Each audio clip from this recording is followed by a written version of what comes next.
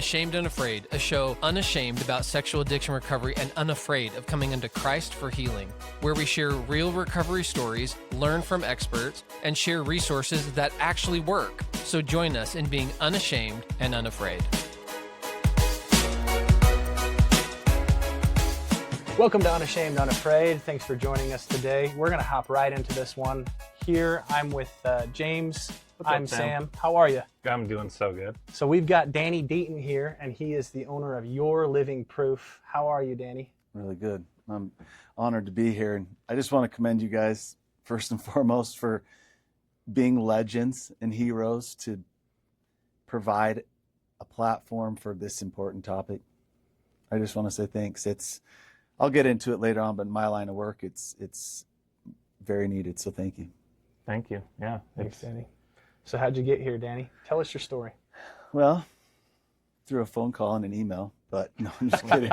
And driving through traffic. But the real answer is, in my opinion, following divine inspiration and sitting back watching God connect the necessary dots. So there was a long time in the making to be here, and a big story behind it. Probably take too long to tell the whole story. We all know it's kind of challenging to summarize your story, right, and how it got you here in just a few minutes. But I'd like to at least give some context to my story, who I am, for anyone listening, and then also be able to spend some time explaining what recovery did to my life, how it changed the course of my life, and how it refined the person I am, and for the opportunities that I get to do today. But love that. That's why we're here, right? Yeah. Is to give people hope that change is possible. Recovery is possible. It's real. it is. It happens. And anyone that's listening in, I just also would like to say thank you for being brave enough to seek resources, solutions, support, community on such a difficult topic. Again, I'll get into this later on, but there's many types of addictions. Right. Anything from substance addictions. I mean, we all have them to a degree. There could be eating, there could be, judgment. It could be an addiction, but this one specifically tends to isolate people, and we know has such a horrible stigma around it that often people don't even know what to do. So for those listening, and even if it's for yourself, just kudos for trying to find and latch on to community and resources, because they are out there, and they are the difference between staying stuck where you're at and getting help. And I'm a local Utah boy. I actually went to high school not far from this studio. I went to Alta High School. I grew up in the good old days when phones weren't around and social media wasn't around. I look back, I'm so thankful for that. My goodness. Back when pornography was a two-dimensional image on a piece of paper.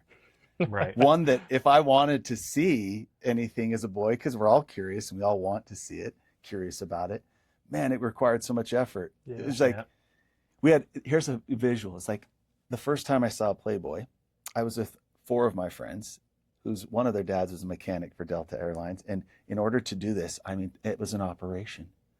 There was one on the lookout in the window, in case dad's coming home, 2 that were lifting up dad's bed, and 1 to drag this big chest out that was underneath the bed. For what? All 4 of us to sit around, hovered over each other looking again at a two-dimensional image on a piece of paper. Boy, have things changed. Yeah. Yeah, That's a little bit like my experience. Yeah. You couldn't clear your search history back then.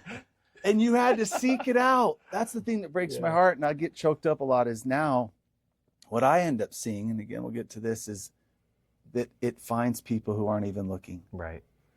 Which is the most tragic part. But, again, to summarize my story, I loved life. I grew up here in Sandy, Utah.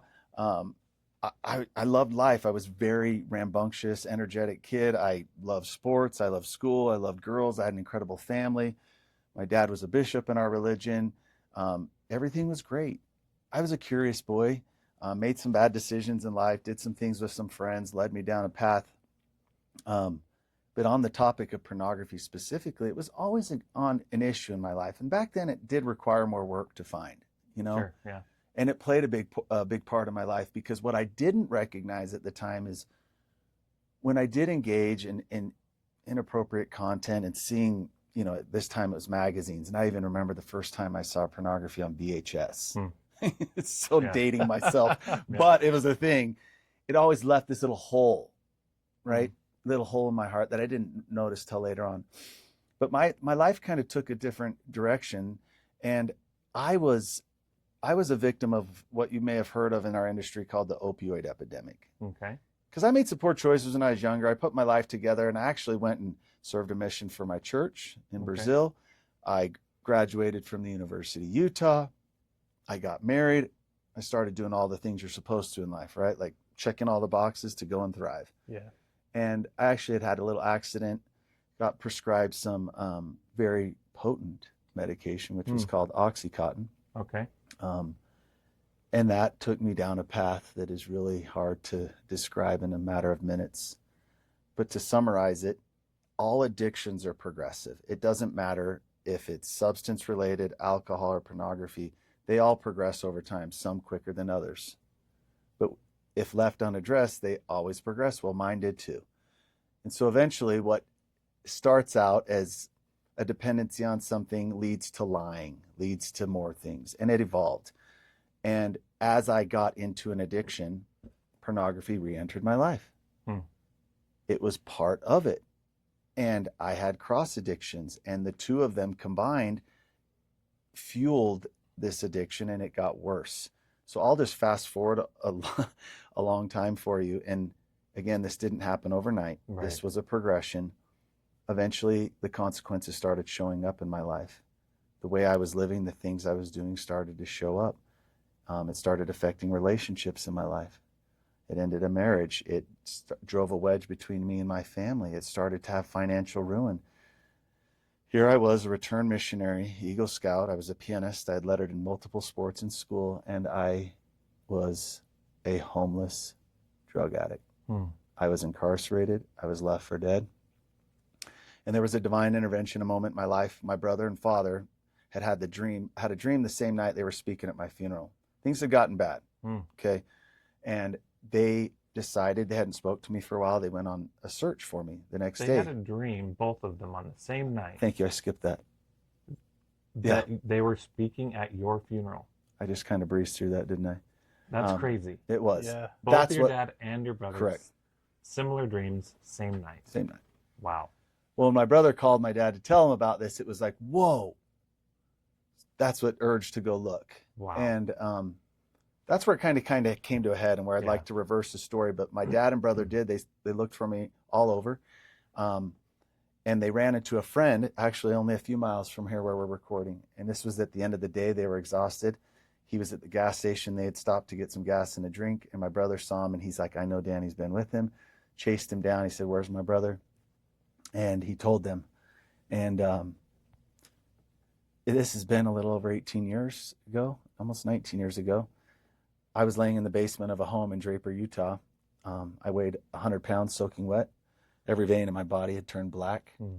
My addiction had progressed from pills from the doctor to hardcore illicit drugs. Wow. And I was laying on this floor. I had 2 broken legs. The day before this happened, my friend and I decided to rob the drug dealer, and we hit a parked car going 40 miles an hour. He was driving my car, and my feet were up on the dash, and I was so dope sick that I was like shaking, right? And he hit this car, and it threw me through the windshield. My legs hit it, broke my legs. I ended up on the front of the car in the street. Somehow he drove me home and left me in this basement. How he got home without a windshield, I still don't know. But that's where I was left. Wow. So my dad and brother, I'm laying there on the floor. I'd been there for a few days. I don't even know how long without eating or anything. Broken as can be. I mean, I stunk. I literally stunk. Yeah. And I'm laying on the floor like this, can't even lift my head up. And I just see this ray of light come across the floor as this door opens. And there were these 2 people, and it's so bright I couldn't even see. And I look up, and there's my dad and my brother. And it was a pretty sobering moment, honestly, in that pathetic of a state that I was in, to see them. My dad looked down. They'd been a lot of work as a family. And my dad looked down and just said, hey, if you're ready, so are we. And if not, we've made peace with God. And he actually had the courage to walk away because I was in so much shame. So they did. And it wasn't until they were walking up the stairs where I just mustered up enough strength to say help. I was scared of help. I didn't even know what that meant. But I said, help. And that began a long process of healing. And this past May 1st marked 18 years of recovery from drugs and alcohol. And the full transparency is 17 years from pornography. Hmm. Wow. So, Congratulations. yeah, thank you. That's awesome. It was, it got to a point, you know, I know it doesn't get to that point for everyone, but for some it does. And they all progress over time. And something or someone has to eventually intervene for most people to have a chance at change. And I'm just grateful that it was, and it was for people I loved. And that path out was hard because, you know, there was a lot to overcome. There was a lot of help necessary. There were physical ailments I had to overcome. There were legal elements I had to overcome. And it was a path that was so difficult and so extremely grueling, but one that gave me an opportunity to be refined and redeemed into who I probably never even would have been had I not gone through it. Wow. So this concept of help, right? I love that that's coming in right now, because I think that's probably where we're going with this. Can you walk us through what that meant to you, help in your recovery, and how that how your family showed up for you and helped you to recover in healthy ways? Because we know, all of us know, right? There's a lot of ways to do that in the wrong way. Yeah. Addiction, you know, to me, regardless of what it is the only fatal illness on the planet where it's proven that the sick person fights to stay sick. And often it's the only fatal illness because over time it is. Whether it kills you physically or spiritually, it's the only fatal illness where the family often it has complete disagreement on what to do, or they don't even understand how to act or what to do. Right. That's why it's so unfortunate. But help, I look back and my story wasn't unique, because what I found is as I got into recovery years down the road, those that I met who were no longer gathering 30 or 60 days of sobriety, right? They were people in recovery. Yeah. They were being redeemed to who they truly were meant to be. There was a common theme I found, that all of them had people in their life, a team, and I call team family. Family can look different. It can be a huge family. It can be one person, but they had people who were able to help them through it. Right. Everybody in recovery needs some form of what we call it here community. Community. They need community. Yep. Whether that community is the AA group, whether that's the friend, whether it's the family, we all need community to recovery. Can't do it alone. To recover. Yeah. No one can recover alone. They might be able to white knuckle things a little bit at a time, but no one truly can recover without community. And for most people, that's the starting point. Even if you have an amazing family, it's really hard for them to even relate in the beginning. And sometimes it's more shaming to even be around them. So that community needs to be your family at first. But as we venture through those, you know, layers of community, I call it, it's ultimately returning home. Right. And I'm just grateful. You know, I look in my family, my addiction of many years came to a halt in a matter of months when my family actually got empowered with a plan, with professional support and guidance to learn what their role is and isn't. I was fortunate to go to a program called Circ Lodge, and they had a recovery coach, a whole full program of recovery for families. Okay. It kind of trained them. And it's interesting on that note, like when I went to treatment, again, this is substance related, but there was only 7 facilities in Utah, the state where I'm at. There's now 262. Wow. Which is, it's good. Wow, all these resources, but it shows the other side of it, which is this huge demand for help, and they can't keep up with it. Yeah, there's a big need. So, you know, I mentioned something there, and I hope people caught on to. I was fortunate enough, and it's kind of backwards to say this, that it progressed to a place where there was no more question. I had 2 addictions. Pornography was always part of it. And at times it was such a part of it. The other kind of helped, right? Like whether it was prescription medications or other drugs or alcohol, it helped. And they kind of fed off one another. But I was fortunate that it got bad enough that people in my life, my team, my community at that point said, that's enough. Okay. We've got to do something about it. Yeah. So even when I did, and I got professional help, put all the effort in, I even had things through the courts I had to do, I still had an underlying issue. I was still coping with life through pornography. Yeah. And it wasn't even until a year into my recovery where I realized the harm this was having on me. and I'm strong enough to even address the next level, which was this. And it was still the same fundamental principles, right? There was surrender, there was community, often needs professional and intensive support for a lot of people, putting more effort out than we're wanting to do, right? It's like, to me, the big difference for people who recover and who don't are the ones that become willing. Well, the greatest lie in the world about addiction is that someone has to want it for themselves. People don't like when I say that. Okay. Everybody wants it. They can't figure it out. So the truth is, someone or something has to intervene. Because very rarely is someone like, I really want to change, and then willing to do what's required to change. They'll think about it, they'll pray about it, they'll want it, but the actual definition of addiction is continuing to have the same mistakes and not making the necessary change. And so someone or something has to intervene, and I'm just grateful my family learned how to do it to help me start. But it was through everything I had learned overcoming that drug and alcohol addiction that allowed me the opportunity to overcome what to me was even harder. And I look back then, and there was one guy, this was 18 years ago, in a big program, world-renowned program. There was probably 45 people in there, and there's a guy that every time he introduced himself, he said so-and-so, and he's like, I'm a recovering alcoholic and sex addict. And everyone in there used to be like, okay. Even the families were like, Okay. And I look back now, I'm like, what a gangster. He was the only person in there being emotionally honest over myself and everyone else in there. Because y'all were okay talking about the substance abuse, but not the sexual compulsion or sexual addiction. And that right there is like one of the most blatant, obvious difficulties I've seen with this horrible drug, is what I call it, pornography, is that even in that setting, right, like where people should understand, clinical staff, family, other people that are broken, it still was so taboo. Yeah. And I was like, that really goes to show how difficult this is. Right. There's so much shame on top of it. Yeah. That's why I said you guys are legends for being here and even doing this. Most people won't. Right. Most people just aren't even willing to go out there. Most people aren't willing to admit they have a problem. The reality is they all do. It's just to what degree? Right. Has it become unmanageable? Right. And are you willing to get help? So it's been an incredible journey. And, throughout my recovery, just to kind of progress to where it is now, if that's okay, I spent the first 10 years trying to rebuild life.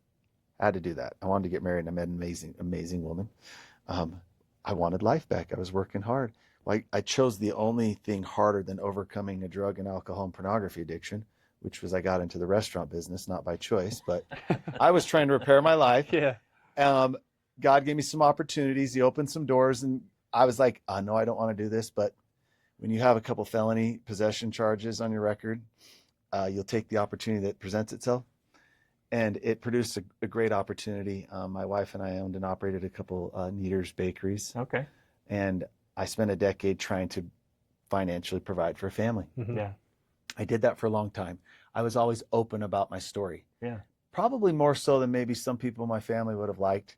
I just didn't care. I was unafraid and unashamed. Isn't it always that way, though? Right? When it's taboo like that, even within your family, there's going to be people who are like, maybe that's a little too much, right? Yeah. And it has to be that way. Yep. Otherwise, you don't break the culture. Yep. So Wherever I went. I love that. He's like, I was unashamed, unafraid. yeah. That's why I love this. That's why I was so honored to be here. I mean, that is what we need to become. And it's within our families, our cultures, our communities, our churches. And you know what I found in my line of work, why it's so hard to be unafraid and unashamed, is because when people do, especially good people of faith, they almost feel like they're condoning it. Wow. That we're normalizing it. Yep. And that's a really hard part because it's the furthest thing from the truth. Right. And so it is. And so what happened was dive into that concept. Talk about that for a sec. It's okay.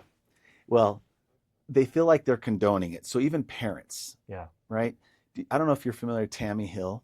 She's amazing. I took a class from Tammy Hill at BYU. Oh my gosh, dude. She's a legend. She's a legend. This sweet grandma who is like so sexually sound, and probably her husband's probably the luckiest guy in the world. But she teaches sex education at Brigham Young University. Okay. And she was on our podcast a long time ago. And this is what was amazing. One of the parents had asked her a question, and this is really relevant to answer your question. Yeah. They said, when should we start talking to our kids about sexuality? I still remember her answer because I was like, whoa. She's like, well, I'd recommend the night that you bring them home from the hospital Wow. when they're born. Mm-hmm. She's like, but let me explain.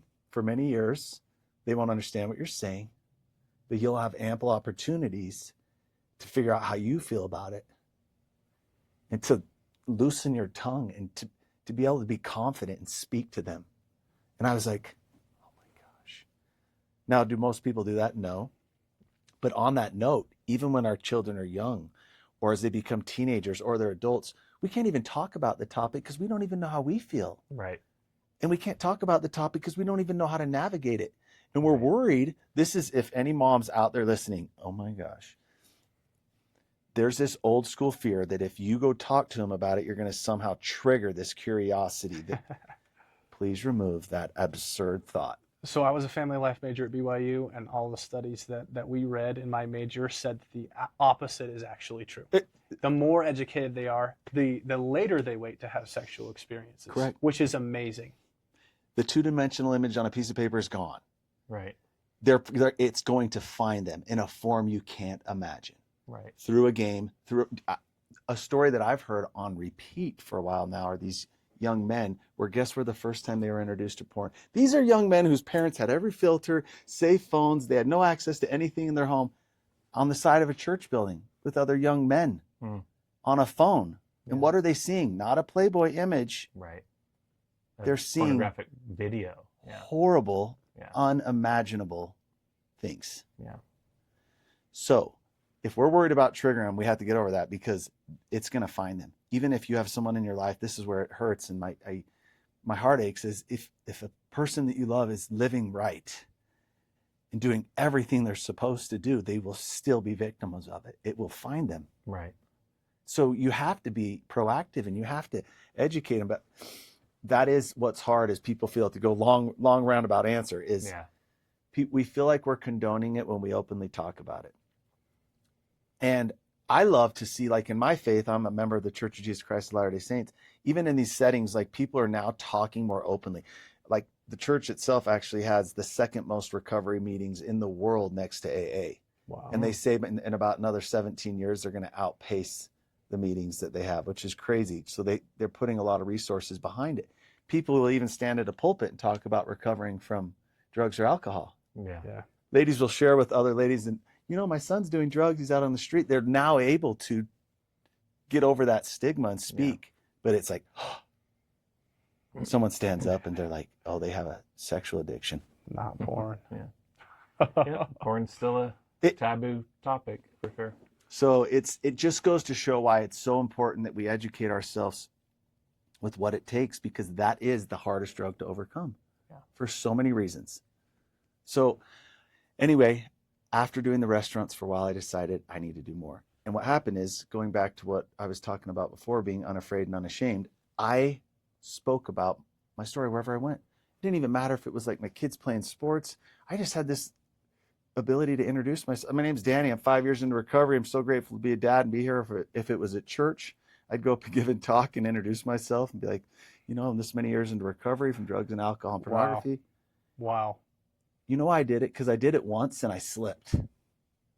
I got up and did it once because I was so used to, for years, being like, hey, my name's Danny. I'm in recovery. I'm 3 years into recovery. I just slipped out. I was just so used to saying it in my recovery groups for years. And what happened was I slipped, so I had to speak on it. This was in church. Yeah. And afterwards, I definitely had one or two people that were like, give me that little weird eye. Yep. But what happened is it unleashed this crazy experience in my life. Like I couldn't get out of the hallway. And when I finally got home, there were people waiting at my house. There were people calling me later on, sending me emails.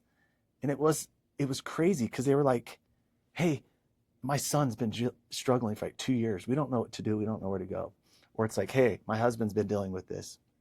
Or it was my sibling. Right. There were all these beautiful people sitting on the sideline going, what do we do? Like, what did you do? Can you help us? Like, what are we supposed to do? We don't know. I was like, wow. You know, the world's neglected like the greatest resource or threat in the world to addiction, which is the family. Mm-hmm. But why in the world would any one of them have any understanding of what to do had they not gone through it? Right. So That's what I decided to do. I left the restaurant world, stopped making sandwiches, and I went and got certified as an interventionist and decided to devote my life to supporting families, empowering families to understand like what their role is, and just equally important isn't with their loved one. Yeah. And so this is called Your Living Proof. Your Living Proof. And tell us about what you're doing there, how you're reaching out, how people can tell us about what you're offering there, because this is the meat of where I really would love to go. No, please. Today. I'll leave plenty of resources for people to connect, and hopefully can share them in the show notes. Absolutely, or however you do it. But we do offer a free masterclass. We have a podcast on the same thing. So it's fully family focused. Now, go ahead. What's your podcast called? So it's Your Living Proof. Your Living Proof. Perfect. Okay. Yeah, Your Living Proof. And it's on all the major platforms. So it's YOUR, Your Living Proof. It's a fully invested family program, fully focused on the family. Now, I understand there are those people who fall into the trap of addiction who don't have a family that can help. Sure. Truth is, a lot of people who get deep in their addictions, maybe the family's toxic. Maybe the family's part of the problem. But what I found is equally, or even more so, are people who come from amazing families that have been worn down over time. The addiction affected them. Yes. It taught them lies. It taught them exactly how to stay put, what to fear. Like, it took their voice. Yes. Not intentionally. None of us did that intentionally. But that's what happens with the disease. These families have been like neutralized and unable to help.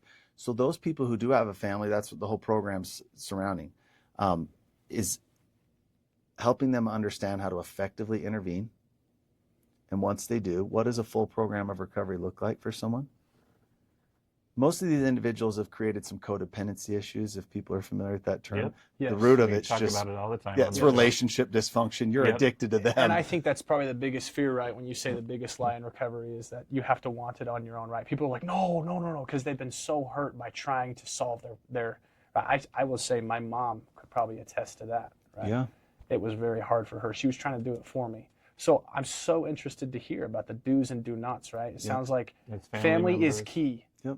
And it's also important to do it effectively. There's do's and do nots there.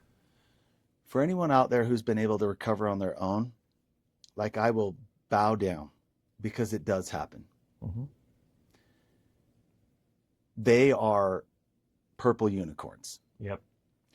And actually what happens is there's a lot of families that are affected because of them, because they all expect or waiting for their loved one to be that person who just somehow at some point sees the consequences piling so high around them that they're going to take the wheel of their life again. But for the vast majority, it doesn't. Right. They stay in this place of dysfunction, and yes, the family goes down with them. So I had this opportunity a few years into my recovery to realize something. My addiction was extremely selfish. It's all about me. It was like this black hole, just sucked everything into it. But even in my recovery, all the effort, the resources, the attention, sacrifices were surrounding me. Mm-hmm. Because of that, I had this fast track to healing. I had what I needed. I had all the resources, the time, the attention, people invested. Meanwhile, people in my life had been deeply affected, but there was still no attention being given. Right. They themselves weren't even recognizing how they'd been affected. So they were suffering the consequences of your decisions. 100%. And sitting there without now help or resources. Neglecting themselves without even knowing it. Okay. So I just realized that is such a tragedy behind that. And first of all, that needs to stop. But second of all is when families actually learn to intervene, they get to be the opportunity for their loved one to heal before it gets to the two other options that happen for most. And does anyone see it coming? No. But those other two options are usually death for some, or a judge for most. Okay. A lot of people, believe it or not, the progression of sexual addictions right now is unlike we've ever seen before, especially with young people. And I hear this on a daily basis because it's these things I wasn't around when I was younger. OnlyFans, and it's available. Even in my state, there were 2 busts last week of these massage parlors where people were getting sexual I mean, the availability for this is so much different nowadays, which is accelerating people's addictions, which leads to these criminal offenses so much more than it did before. Yeah. And it's happening so much quicker. Earlier ages, right? Voyeurism charges are up like 350% from what they were just 2 years ago. And those, again, are just the ones that got caught. Right. So this progresses, and families just get ragged all along with them. So I'm like, hey, we created a program that teaches families how to intervene. And this is not where they're just stepping in and giving these ultimatums and threats. Yeah. They go through a series of online courses. They themselves invest in coming to weekly groups. This is what's crazy. I have so many people in the program that are really successful, like CEOs, attorneys, psychiatrists, bishops, who have a loved one going down the rails or a spouse. Yep. And they're committing to these support groups, these private support groups, 3 or 4 times a week. And what are they doing? They're learning about, how have I been duped? How have I been lied to, neglected? What is it? How has it changed me? Because like your mom, and believe most of them, this doesn't happen overnight, but over time, it like weakens them to a place they feel like they have no voice, they have no say, they're powerless. Yeah, and I would say one of the symptoms of that is that it actually puts them in a spot where they feel helpless to go get their own help. So what would you say to someone who's stuck in that helplessness? Like, I can't even stomach, they might say this, I can't even stomach the fact that I might have some work and some healing that I need to do. All because of this other person. Yeah, because it's so painful. It's so painful, right? To admit that in a lot of people's mind would be to admit that they themselves are part of that, part of the problem. And so someone who's really, really sensitive and stuck in that, what would you say to them? Well, can I add on to that? My wife was angry that because of my stuff, now she had to go get help. That made her mad. Yeah, that's my life. And just even today, facilitating 4 different family support groups, a few dozen people, half of which are spouses, half of which are parents, and that same exact acknowledgement. Because, often when their loved ones start to get help, when you did, it's almost like her codependency again, which is her addiction to you. When you maybe go to get help, all of a sudden, that's even when the emotions come out. Yeah. I've been betrayed. I'm mad. I've been lied to. Right. So to answer your question, if you are listening, and this is someone you love, and you already know this has progressed to a place where you're worried, may I just share 2 things from lots of personal experience and professional. Is one, what you know is just the tip of the iceberg. And I do not mean this to discourage you or to make your heart hurt more than it already does. But what you have found is always and only just where they got sloppy, messed up. Reason why this is so transformative for someone like you listening is because you're already concerned, you're already worried. But there is sometimes doubt, questioning yourself. When families realize, okay, I just caught the crumbs, it's not meant to discourage, but it's meant to empower you to be like, okay, obviously there's more going on than I know that I discovered, because it's all about secrets and lying, right? Like, that's the root of all addiction. Right. You need to know it is worse. And when you do, you're empowered. I'm not overreacting. This is bad. It's already bad enough for most of you, then you act. Yeah. But then it's learning to recognize what your role is and isn't. Someone or something has to intervene. So when you do get yourself help and support, one, you start to see what your role has been. And it's crazy how many people in the program, the hardest thing for these spouses to say when a loved one, because it's always pornography. Every single time. By the way, the lucky ones are the ones that also have an alcohol problem. Sorry, some people are thinking I'm crazy for saying that. It just allows a lot more resources because insurance recognizes that side. I don't know if we want to get into that, but these spouses know there's a problem and they lose their voice. They lose their morals. They lose their values. They all accept things they shouldn't. When they get help and support, what usually does is it allows them to show up a different way than they have been. Because many people, when they do, and I love what you said, when they all of a sudden realize their part in this, even if it was small and as unfair as it is, right? They start to take acceptance in what they did and hopefully start to do something different.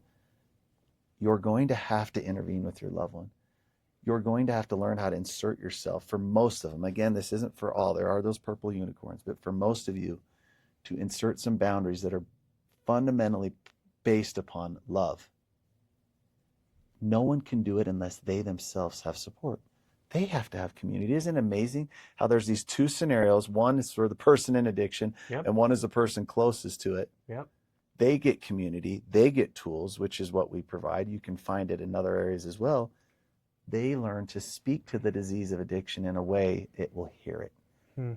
That has boundaries, which are much different than requests. I know most people even hate the word boundaries. Like, well, it's been hijacked in our culture today. Correct. And sometimes people will also use it, you know, to control, right?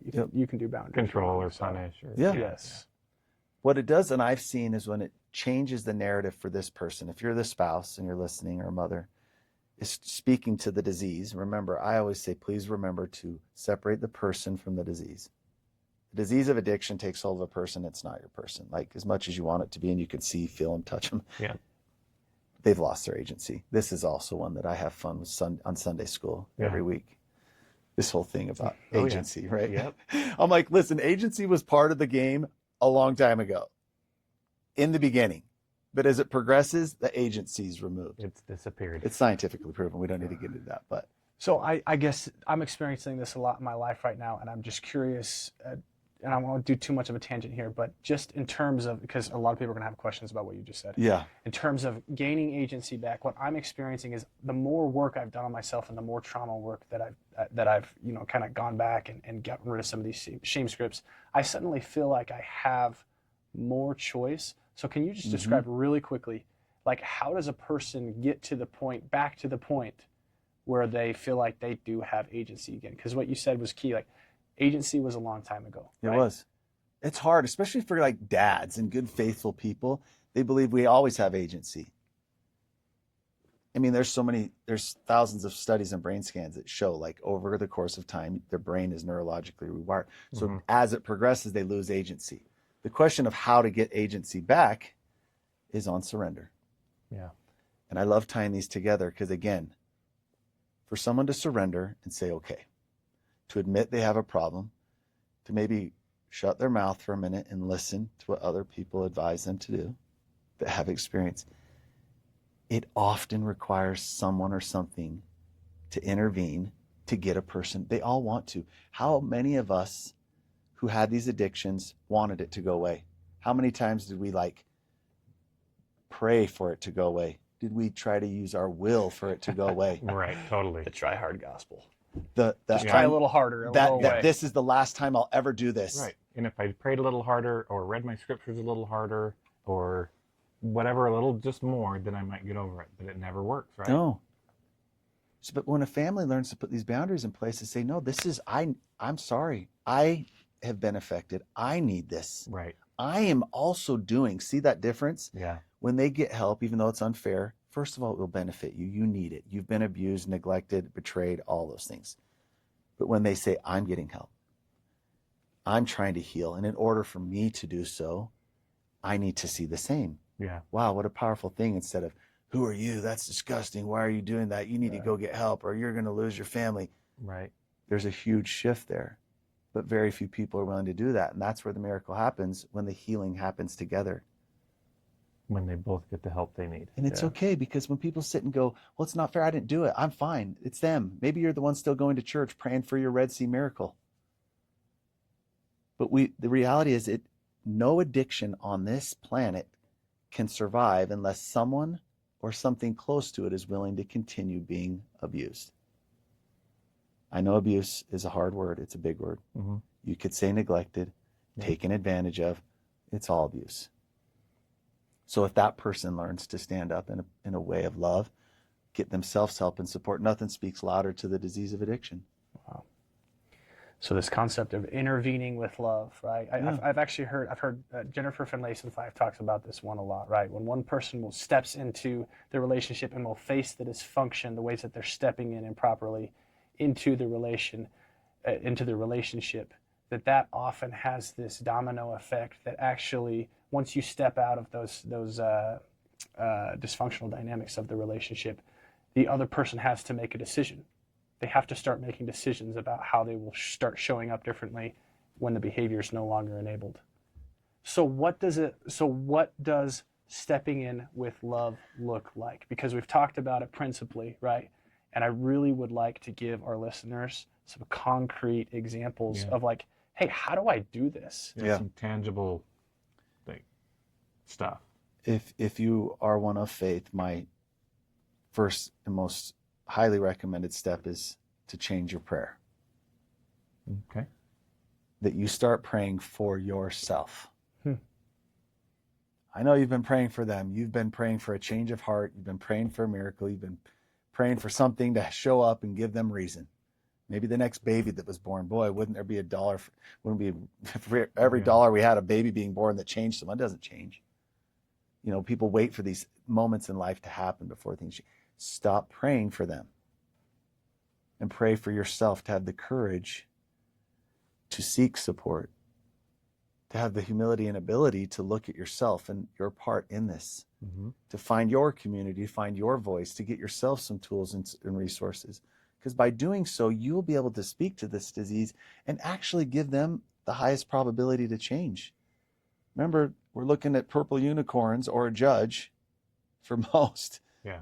You know, death for quite a few as well. But it gives you the ability to step in from a place of love. But if you change your prayer to say, hey, give me the courage to do this. Give me the grace to find my self-support. Allow me to separate myself from this, that I no longer blame myself, that I can show up better for this person. That's the first step. And when people do that, I think what it does, instead of like sitting here, just like they're just waiting. I mean, they're just bottled up in just so much torment that it kind of opens them to maybe receive, to reach out. As hard as it is, maybe that prayer gives you the courage to go to somebody and say, hey, I'm hurting. My spouse has had pornography addiction for this amount of time and it's killing me. That's a first step in, again, your surrender and letting go your control. Right, totally. I think where most people... Rather than trying to control the addict and control their behaviors, their outcomes. Because really all they're trying to do is make themselves feel safe again in their relationship. Right. And for context, if you develop codependency, which you have a dysfunctional relationship, you have an addiction to them, you've lost your way a little bit. None of that happened for any reason other than you have a big heart. Your love, you are trying to help. You were trying to be Christ-like. You were trying to be compassionate. But see, that's what addiction will take. It will take whatever you give it. If you're angry and pointing fingers and blaming, what does it do? It fuels that person to go numb out, to go do what they're doing. But also, if you keep loving them and trying to save them, it gives a false narrative to what the situation really is. Yeah, there's no honesty in that. None.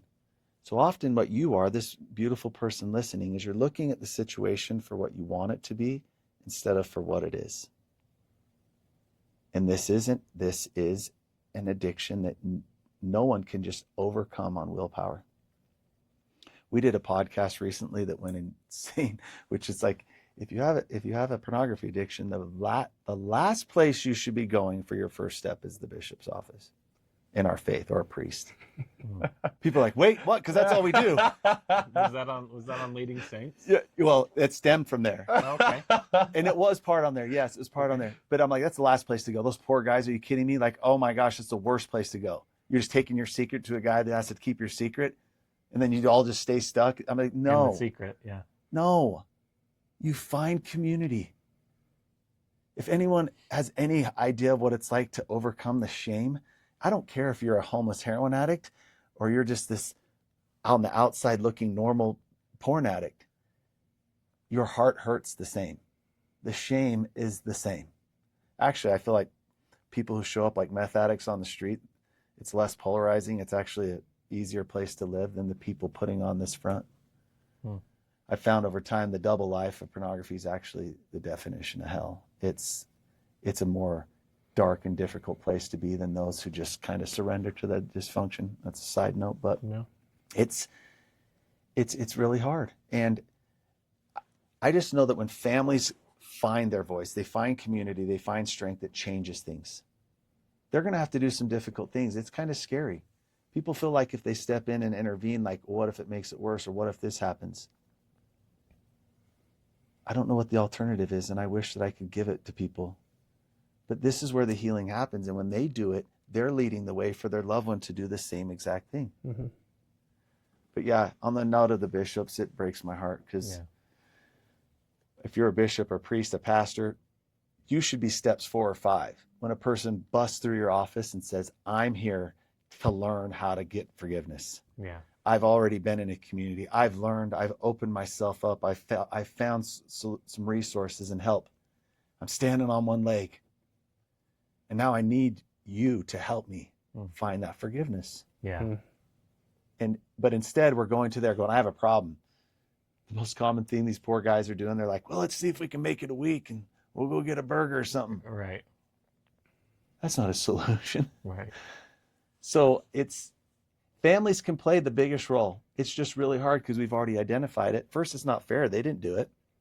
Second of all, is over time, the addiction has really trained and conformed them for exactly what it needs. And this person's kind of lost their way.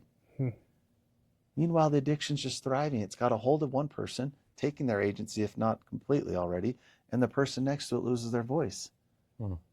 Now, I know that isn't going to solve the problem for everybody. But man, if we actually break it down to all these people who are struggling, it's quite a few. And if the family can learn to heal along with them. There's one thing I wanted to share is I was in a symposium in Salt Lake City at the top of this church building with Orrin Hatch and several different leading officials in the behavioral health world. And he kind of got mad and slammed his fist. He's like, why aren't people recovering? All addictions. Like, why do they keep relapsing? Why is it so hard? And he called on a gentleman that had been in the industry that everyone knew for many years. And he said, I need the answer now. This was our former Senator Orrin Hatch, right? He's like, well, this is what works. We have a lot of good programs here where people come and get help and support. They get some tools. But those that go back to the same environment that they came from rarely recover. Yep.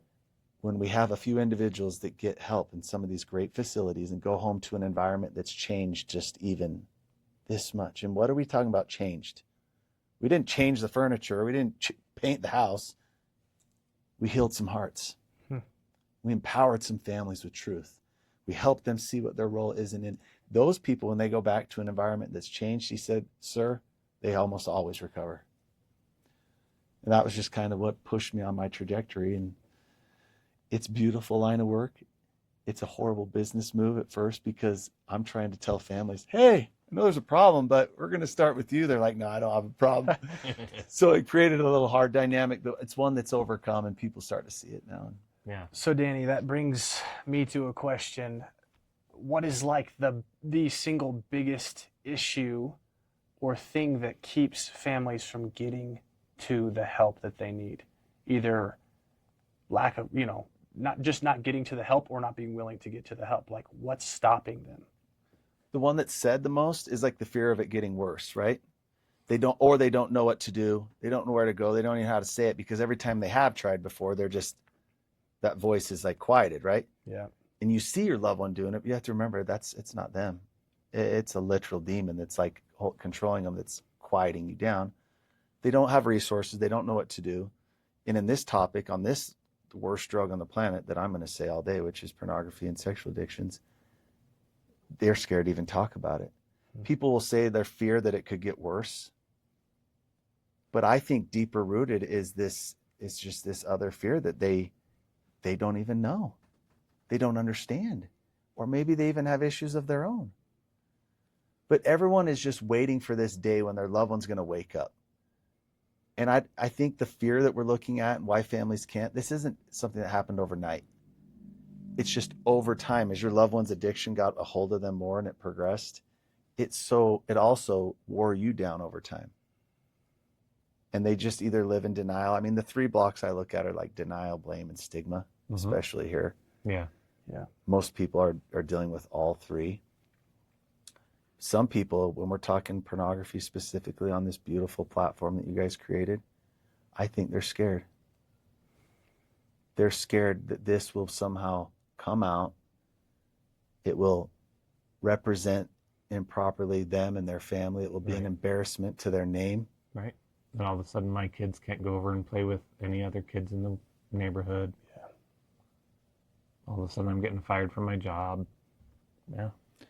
So those men that are a ways down in their recovery from pornography addiction, I hope, any of you listening look at them as giants and you latch on to them, you borrow their faith if you need to, their courage to do the difficult things, because all men and women are somewhat affected by it. Yeah. We were at a local college here, I won't say which one, and I was speaking recently to an auditorium of several hundred young people, college age. Mm-hmm. Shared my story, showed them my mug shots, all the horrible things, right? I said, okay, you see my dirty laundry. I didn't hold back. I said, I'm going to ask everyone to do a favor. I said, I would like if everyone just kind of closed their eyes. And anyone in this room who feels like they don't have some sort of issue, temptation, it could be that doesn't have it, please raise your hand. I saw one person got their hand about halfway up. And it floored me. So I told my wife, I said, I'm a professional. I've been doing this for years, dealing mainly in the substance realm. But I was like, we have a problem. Yeah. And not one person in there could raise their hand that they didn't have an issue. Now, for some of them, the issue could be like, they see it, they're tempted by it. For others, it could be all the way to like they're acting out on it. And it's like out of control, daily masturbation, everything. But along there's some in between. Every single person is challenged or hindered by it. And I was like, wow. And that's what we're dealing with. Right. So it's really hard. And I'm glad we addressed the biggest fear in this one specific. Like if you're looking at drugs and alcohol, I think the biggest fear is families like, oh my gosh, it's already so bad. If we do something, it's going to get worse and they're going to die. Right. With pornography, we maybe don't look at it as life or death, but I'll tell you it's far worse than death because they're spiritually dead. Yeah. And it's often the not shame acted upon. Overtakes them. Yeah. And everyone just suffers long term. Yeah. The ones that are recovering from sexual addictions at the highest rate are the ones who get caught. Yeah. Oh, totally. The truth is, there's a few programs that are sexual-based programs, and I'm familiar with them. I work with them all the time. If you go in there, there's not one person that just showed up because it was out of control and they were tired of it. All of them were like, had a voyeurism charge, had some sort of like charge where it's like, hey, you go to a program or else. Yeah. Once in a while, you'll find someone in there who's like, well, my family stood united and this was my only option if I wanted to be part of it. Wow. Yeah. Most people end up getting caught. Is what we've found, and that's what steers them into recovery. Yep. Is, and it's male or female at this point. Like they're both being heavily influenced, and getting caught in that web. And families can change that. Yeah. If you learn to intervene and step in, as scary as it is, and you have the strength to stay there, your loved one can go find community. They can get heavily involved because they're going to still have to put more effort out than they're willing to do on their own, right? Yeah. If you just said, okay, well, let us know how it goes. It's human nature. They're going to put this much effort into it. Yeah. But if a family's like, no, that's not enough because we're healing and you're showing them the way, maybe that person puts double the effort in. Yeah. And maybe that's what they need to recover. Yeah. So if I'm a family member and I have somebody in my family struggling with pornography or drugs, where can I find a meeting? How can I get help? Well, there's lots of meetings. So I mentioned my faith is the Church of Jesus Christ Latter-day Saints. They have like a meeting locator finder, and I can even leave it in the show notes. If you're a family member, you can access this. There's outside meetings as well, outside of our faith. Families can search that. On our website, we have a free masterclass. So if you go to Your Living Proof, yourlivingproof.com, you can just click on there, you put your name and email, and there's a free masterclass that'll send you that gives people some more resources like this. Right. Does Your Living Proof have a book or a program that people can lean into? Oh, it's a fully immersive program. And we have your masterclass is? Well, the masterclass introduces them to it and what it's about. If people want to learn more, they can go right there and it'll give them a prompt. They can schedule a free call to ask more about the program, what's involved.